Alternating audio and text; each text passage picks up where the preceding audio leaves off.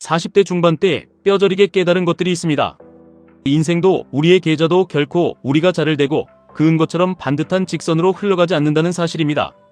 한때는 인생을 어떤 거대한 설계도로 믿었던 적이 있습니다. 언제쯤 얼마를 모으고 어느 시점에 어떤 성취를 이루어야 한다는 그 모든 것이 미리 완벽하게 그려질 수 있다고 생각했습니다. 그래서 늘 오지 않은 불확실한 미래를 앞당겨서 계산하고 그 내일을 통제하기 위해 끊임없이 계획을 수정하며 아등바등 살았습니다. 투자도 마찬가지였습니다. 완벽한 타이밍을 재고 시장의 바닥과 고점을 정확히 짚어내어 단숨에 거대한 부를 이루겠다는 무리한 설계도를 그렸습니다. 하지만 지금 돌아보니 우리를 여기까지 데려온 것은 그 거창하고 완벽했던 계획이 아니었습니다. 오히려 그것보다 훨씬 작고 사소해 보였던 하루하루의 선택들이었습니다. 피곤해도 아침 일찍 일어나 차트를 한 번 더 확인하는 대신 본업에 충실했던 하루, 남들이 다 환호하며 위험한 자산에 몰려갈 때 묵묵히 시장의 평균을 추종하는 QQQ를 한 주 더 사모았던 그 지루한 선택들 말입니다. 당장 내일 주가가 폭락할까 두려워 밤잠을 설치다가도 결국 시장의 장기적인 우상향을 믿고 매도 버튼을 누르지 않았던 그 작은 인내심들이 쌓여서 결국 지금의 나와 나의 자산을 만든 것입니다. 우리는 이제 미래를 완벽하게 예측하고 통제하는 일이 애초에 불가능하다는 것을 압니다. 대신에 우리가 유일하게 통제할 수 있는 것은 언제나 오늘입니다. 오늘 어떤 태도로 시장을 바라볼 것인지, 공포에 휩쓸려 내던질 것인지, 아니면 기업들의 혁신을 믿고 QQQ를 담아낼 것인지, 그 선택들은 여전히 사소해 보이지만 결코 가볍지 않은 결과로 돌아옵니다. 인생의 방향을 바꾸고 계좌의 단위가 바뀌는 기적은 늘 그렇게 작고 조용한 매일의 적립식 매수에서 시작되는 법입니다. 완벽한 내일을 상상하며 무리하게 레버리지를 끌어다 쓰기보다는 조금 덜 후회하고 밤에 두 발 뻗고 잘 수 있는 오늘을 살아가는 것, 그것이 QQQ라는 거대한 흐름에 몸을 맡기는 가장 진실한 투자의 태도일 것입니다. 두 번째로 깨달은 것은 화려한 술자리보다 조용한 내 집이 훨씬 더 좋아졌다는 것입니다. 젊은 시절에는 사람들 속에 섞여 시끄럽게 떠들고 건배를 나누는 것이 내가 뒤처지지 않고 잘 살고 있다는 증거처럼 느껴졌습니다. 투자에서도 우리는 종종 그런 시끄러운 모임에 참석하곤 합니다. 온갖 테마주가 난무하고 하루에도 수십 %씩 오르내리는 급등주의 게시판은 마치 화려한 술자리와 같습니다. 그곳에 섞여서 남들이 버는 돈을 보며 나도 저기에 편승해야만 경제적 자유라는 유행에 뒤처지지 않는다는 막연한 불안감이 있었습니다. 마음에 내키지 않고 내 투자 철학과 맞지 않아도 억지로 그 변동성의 파티장에 머물러 있었습니다. 하지만 어느 순간부터 그 시끄러움이 공허해지기 시작합니다. 술자리가 재미없어진 것이 아니라 내가 진정으로 편안함을 느끼는 상태를 정확히 알게 된 것입니다. 집에서는 아무런 역할을 꾸미지 않아도 되고 타인의 시선을 의식할 필요가 없습니다. 이것은 우리가 화려한 개별주들을 떠나 QLD라는 안정적이면서도 강력한 도구로 돌아오는 과정과 정확히 일치합니다. QLD는 나스닥 100 지수의 2배를 추종합니다. 적당한 야성과 적당한 안정감이 공존하는 우리 집 거실 같은 곳입니다. 남들이 하루 만에 몇 배를 벌었다는 소음에 흔들리지 않고 미국의 상위 100개 기업이 알아서 돈을 벌어다주는 구조 속에 조용히 머무는 것입니다. 밖에서의 짜릿한 도파민이 줄어든 대신 내 계좌 안에서 느끼는 평온함과 묵직한 수익률이 훨씬 더 커졌다는 것을 깨닫게 됩니다. 아무도 보지 않는 곳에서 조용히 숨을 고르며 QLD를 모아가는 이 시간이 결코 남들보다 뒤처진 삶이 아님을, 오히려 폭락장이 왔을 때 나를 가장 깊게 지탱해주는 강력한 무기라는 것을 알게 되었습니다. 세 번째는 옷장 깊은 곳의 옷들이 몸에는 맞지만 더 이상 어울리지 않는다는 씁쓸하면서도 당연한 깨달음입니다. 20대에 입던 화려하고 튀는 옷을 40대에 입으면 어딘가 모르게 어색하고 불편합니다. 시절이 변했고 내가 변했기 때문입니다. 투자에도 나이와 심리 상태에 맞는 옷이 있습니다.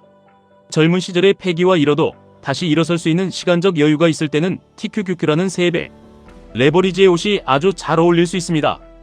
폭락과 폭등을 오가는 TQQQ의 심장 떨리는 변동성을 젊음의 회복 탄력성으로 버텨내는 것입니다. 하지만 나이가 들고 책임져야 할 가족이 생기고 지켜야 할 자본의 규모가 커지면 TQQQ라는 옷은 가끔 나의 평정심을 갉아먹는 맞지 않는 옷이 되곤 합니다. 억지로 그 화려한 3배 수익의 옷에 나를 끼워 맞추려다 보면 마음이 병들고 일상이 무너집니다. 이제는 무리하지 않고 나의 심리적 그릇에 맞는 투자를 찾아야 합니다. 누군가에게는 그것이 시장의 원래 속도인 QQQ일 것이고 누군가에게는 약간의 속도를 더한 QLD일 것입니다. 지금 나에게 잘 어울리는 투자 방식을 찾는 것은 단순히 종목 고르는 일이 아니라 지금의 내 한계와 내 상황을 겸허히 받아들이는 성숙한 과정입니다. 젊은 사람들의 화려한 수익률 인증을 보며 조급해할 필요가 전혀 없습니다. 우리는 우리의 계절에 맞는 옷을 입고 우리만의 속도로 걸어가면 그만입니다. 네 번째, 여행은 여전히 가고 싶지만 그 준비 과정이 너무나 피곤해졌습니다. 예전에는 수십 개의 호텔을 비교하고 렌터카를 찾고 맛집 동선을 짜는 그 모든 과정이 설렘이었습니다. 주식 투자도 처음에는 그랬습니다. 기업의 재무제표를 뜯어보고 경영진의 인터뷰를 분석하고 향후 10년의 산업 전망을 예측하며 개별 기업을 발굴하는 과정이 마치 여행을 준비하듯 흥미로웠습니다. 하지만 이제는 그 과정이 너무나 큰 에너지를 요구한다는 것을 압니다. 수백 개의 기업 중 누가 승자가 될지 맞추는 일은 여행 가방을 싸고 풀기를 반복하는 것만큼 지치는 일입니다. 그래서 우리는 준비 과정의 번거로움을 덜어내고 그저 여행지에서의 여유만을 누리고 싶어집니다. QQQ나 QLD, TQQQ 같은 지수 추종 ETF에 투자하는 것은 바로 이런 이유 때문입니다. 1등부터 100등까지 알아서 편입하고 도태되는 기업은 자동으로 쫓아내주는 이 시스템은 우리가 개별 종목 분석에 쏟아야 할 막대한 시간과 에너지를 아껴줍니다. 여행 일정을 느슨하게 짜고 발길 닿는 대로 걷는 것처럼 우리는 그저 매달 들어오는 여윳돈으로 지수를 사모으기만 하면 됩니다. 아무것도 하지 않아도 알아서 굴러가는 시간의 소중함, 복리의 마법을 온전히 누리기 위해 우리는 가장 가볍고 단순한 방식을 선택하는 것입니다. 다섯 번째로 신기한 것은 최근의 기억력은 흐려지는데 나의 흑역사와 실패의 기억은 시간이 갈수록 더욱 선명해진다는 점입니다. 방금 들은 이야기는 잊어버려도 과거에 이불을 걷어차고 싶을 만큼 부끄러웠던 선택들은 우리 뇌리에 짙게 남아 있습니다. 투자 시장에서 겪었던 뼈아픈 손실의 기억들도 마찬가지입니다. 남의 말만 듣고 꼭지에서 물렸던 기억, 공포심을 이기지 못하고 바닥에서 모든 주식을 던져버렸던 그 치욕스러운 패배의 순간들은 지워지지 않습니다. 왜 그런 기억들이 사라지지 않을까 생각해봅니다. 그것은 그 기억들이 단순한 숫자의 손실이 아니라 나의 탐욕과 공포가 고스란히 묻어있는 감정의 기록이기 때문입니다. 우리는 종종 지나간 하락장을 떠올리며 그때 QQQ를 더 샀어야 했다고, 그때 TQQQ를 팔지 말고 버텼어야 했다고 깊이 자책합니다. 하지만 그 뼈아픈 기억들이 선명하게 남아있는 이유는 우리가 여전히 부족해서가 아니라 우리가 그만큼 성장하고 달라졌기 때문입니다. 그때의 나는 시장의 무서움을 몰랐고 지금의 나는 그것을 압니다. 그때는 쥐고 있지 못했던 QLD를 이제는 하락장에서도 꽉 쥐고 버틸 수 있는 단단한 근육이 생겼습니다. 우리의 모든 투자 실패담은 지워야 할 상처가 아니라 거대한 부를 이루기 위해 반드시 치러야 했던 수업료이자 성장의 흔적입니다. 완벽하지 않고 서툴렀던 과거의 매매를 부끄러워하기보다는 그때는 그럴 수밖에 없었다고 스스로를 이해하고 그 경험을 바탕으로 지금은 묵묵히 지수를 모아가고 있는 자신을 대견하게 여겨야 합니다. 여섯 번째, 관계의 폭을 넓히기보다는 서서히 정리하고 좁혀가게 됩니다. 예전에는 내 핸드폰에 저장된 연락처의 수가 내 인생의 가치를 증명한다고 믿었습니다. 많은 모임에 나가고 수많은 사람과 얕은 관계를 맺으며 에너지를 소진했습니다. 투자도 처음에는 온갖 섹터의 주식을 다 모으려 합니다. 전기차도 좋아 보이고 반도체도 좋아 보이고 바이오도 좋아 보여서 계좌에 수십 개의 종목이 백화점처럼 나열되어 있습니다. 이 얕게 흩어진 투자는 결국 시장이 흔들릴 때 아무런 방어막이 되어주지 못합니다. 사람의 관계가 숫자가 아니라 밀도이듯 계좌의 수익률 역시 종목의 수가 아니라 확신의 밀도에서 나옵니다. 수많은 종목 사이에서 갈피를 못 잡고 소비되는 마음보다는 내가 진정으로 믿는 강력한 소수의 자산에 집중할 때 계좌는 더 크고 단단하게 성장합니다. 억지로 들고 있던 손실난 잡주들을 하나씩 정리하고 불안감을 주던 테마주들을 과감히 잘라냅니다. 내가 마인드 컨트롤을 할 수 있는 자산의 종류에는 한계가 있음을 인정하는 것, 그것이 투자자로서 성숙해지는 길입니다. 너무 많은 종목을 품으려다 보면 어느 하나에서도 제대로 된 복리의 온기를 느끼지 못합니다. 세상의 모든 혁신을 다 담아낸 QQQ와 그 혁신의 속도를 증폭시키는 QLD, 그리고 TQQQ라는 아주 소수의 든든한 친구들 곁에 머물 때 우리의 투자는 비로소 평온해지고 그 수익률의 온도는 평생을 갈 수 있습니다. 종목이 적다는 것은 결핍이 아니라 가장 강력한 집중입니다. 마지막 일곱 번째로 이제야 비로소 부모님의 팍팍했던 삶이 이해되기 시작합니다. 어릴 적 우리에게 부모님은 절대 틀리지 않고 항상 완벽한 선택만 하는 거대한 산이었습니다.